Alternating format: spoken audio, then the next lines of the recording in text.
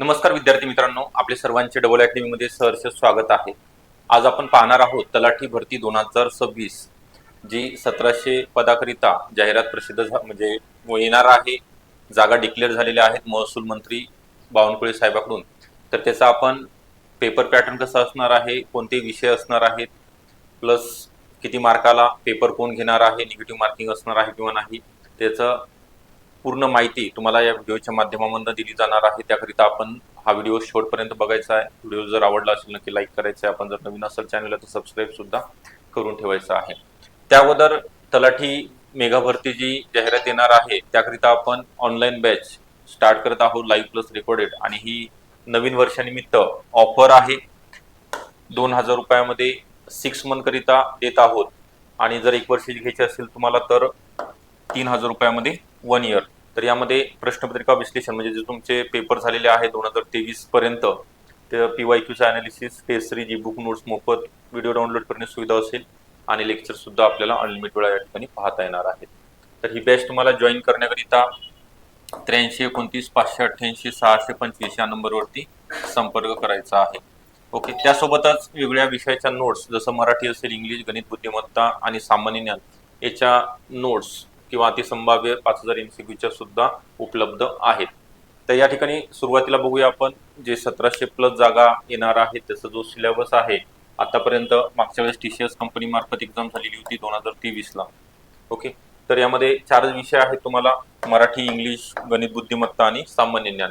असे प्रत्येकी मराठी 25 प्रश्न 50 गुण, इंग्लिशचे 25 प्रश्न 50 गुण असणार आहेत, सामान्य ज्ञान सुद्धा 25 50 आणि गणित बुद्धिमत्ता दोन्ही एकत्र 25 प्रश्न 50 गुण। म्हणजे बौद्धिक चाचणीचे 18 आणि वरचे जे 7 प्रश्न आहेत ते गणिताचे, जास्तीत जास्त बौद्धिक चाचणीवरती भर असतो या ठिकाणी। म्हणजे आतापर्यंत जर आपण ॲनालिसिस केलं तर 100 प्रश्न 200 गुण या ठिकाणी तुमचे होत आहेत। म्हणजे एक प्रश्न 200 गुणांकरिता।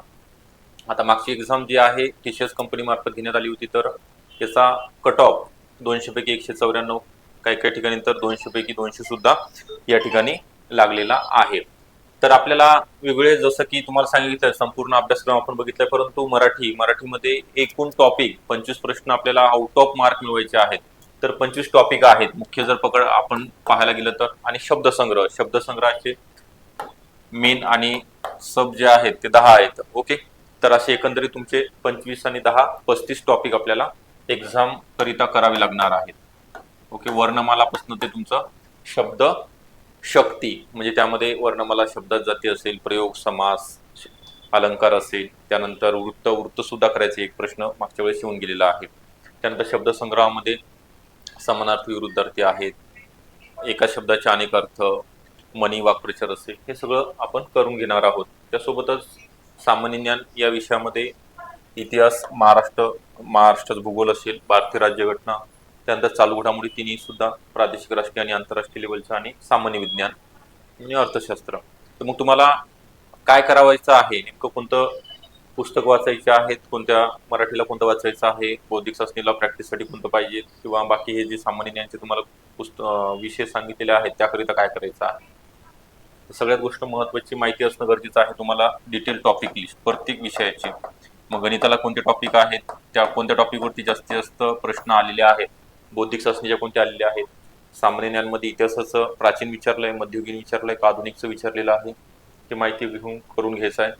त्यानंतर भूगोलमध्ये जगाचं विचारलंय का नुसतं ठोकळा वाचल्यानंतर जमणार आहे, महाराष्ट्रावरती जास्त भर आहे का भारताचा। त्यानंतर राज्यघटना सुद्धा, राज्यघटनेमध्ये यामध्ये सुद्धा परत पंचायत राज। ओके, पंचायत राजवरती 1 ते 2 प्रश्न या ठिकाणी विचारले, कारण तुमचं जे वर्क आहे ग्राम महसूल अधिकारी म्हणून स्थानिक लेवलला आहे, तर त्याची सुद्धा तुम्हाला थोडीफार माहिती असणं गरजेचं आहे। त्यानंतर चालू घडामोडी किती महिन्याचे विचारतात, मागच्या म्हणजे 6 महिन्यापूर्वीचे विचारतायत, 1 वर्षापूर्वीचे विचारतायत का लेटेस्ट विचारतायत ते सुद्धा, आणि कोणते विचारतायत, ह्या गोष्टी जाणून घ्यायच्या आहेत। मग आता अर्थशास्त्र आणि सामान्य विज्ञान हा थोडा अवघड विषय आहे, म्हणजे प्रश्न अवघड विचारले जातात किंवा आपण त्याचा थोडंसं अभ्यास करत नाही।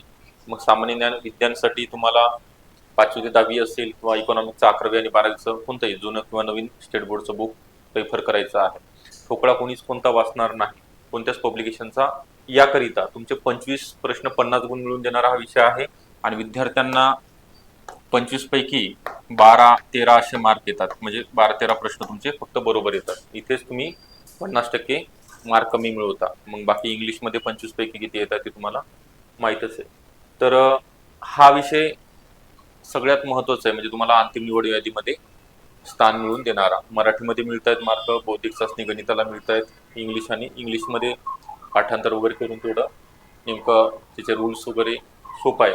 फक्त राहिला विषय, कारण याच्यामध्ये 1, 2, 3, 4, 5, 6 विषय समाविष्ट आहेत. मग 6 विषयाला जर आपण तसं पाहायला गेलं तर एका विषयामध्ये 3 ते 4 प्रश्न विचारले जातात. मग एवढं वाचायचं आहे का? कोणतं स्किप केलं तर ते 3-4 मार्क आपले जाणार आहेत. तर मग नेमकं कसं करायचं आहे, अभ्यास कसा करायचा आहे, कुठून स्टार्ट करायचा आहे, कोणते रेफरन्स बुक वाचायचे आहेत, तर त्याकरिताच आपण या ठिकाणी वेगळ्या बॅचेस, म्हणजे स्पेशल मेंटरशिप असेल किंवा तलाठी मेगा भरतीकरिता रेग्युलर बॅच असेल, तर ह्या बॅचेस 1 जानेवारी 2026 पासून, म्हणजे आता 2 दिवसानंतर सुरू करत आहोत नवीन वर्षानिमित्त. त्यासोबतच याचे अतिसंभाव्य 5000 MCQ, म्हणजे भूगोल, इतिहास, अर्थशास्त्र, राज्यघटना, चालू घडामोडी, सामान्य विज्ञान, TCS पॅटर्ननुसार आपण काढलेल्या आहेत. टॉपिक वाईज आहेत आणि काही मिक्स सुद्धा आहेत. तर आपल्याला या ठिकाणी सांगितल्याप्रमाणे बॅच वरती ऑफर आहे 31 डिसेंबरपर्यंत. तर ही ऑफर मिळवण्याकरिता, बॅच जॉईन करण्याकरिता 8329588625 या नंबरवर कॉल करायचा आणि बॅचला जॉईन व्हायचं आहे. आपल्याला हा व्हिडिओ कसा वाटला नक्की कळवायचा आहे. 1700 जागेकरिता तयारीला लागायचं. जर लागले नसाल तर आता नवीन वर्षामध्ये नवीन संकल्प करा आणि कोणतरी टार्गेट फिक्स करा, त्या दृष्टीने तुमची वाटचाल असू द्या. ठीक आहे. तर आपण या ठिकाणी हा पूर्ण महत्त्वपूर्ण व्हिडिओ बघितलेला आहे. अजून जर तुम्हाला काही प्रश्न असतील तर कॉल करायचा आहे दिलेल्या नंबरवरती, किंवा कमेंट केली तरी चालेल, त्याला रिप्लाय या ठिकाणी दिला जाणार आहे. ठीक आहे. थँक्यू.